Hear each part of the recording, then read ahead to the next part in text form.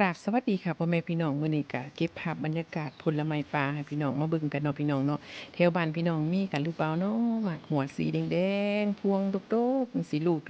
สลับสีแดงอ่อนเขียวไปถึงม่วงเนาะพี่น้องลูกสิออกสีเข้มๆเนาะถ้าสีเข้มๆเนี่ยก็แสดงว่าสุกกันเต็มที่เนาะอันนี้คือเป็นการแสดงถึงธรรมชาติเนาะแบ่งปันให้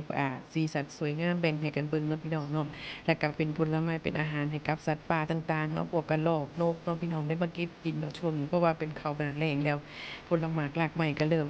แห้งแล้งไปตามฤดูกาลเนาะแต่ว่าก็ยังคงมีผลไม้บางชนิดที่ยังออกเม็ดให้สัตว์ป่าได้เก็บกินเนาะหรือแม้กระทั่งคนเองก็เก็บมากินเนาะพี่น้องรสชาติเขาก็จะออกฝาดๆแหน่จักหน่อยล่ะค่ะหวานๆบางลูกก็เป็นขิกๆเนี่ยก็จะเริ่มหวานแล้วพี่น้อง แต่เคยกินก็คอมเมนต์กันมาเบิ่งเด้อพี่น้องว่า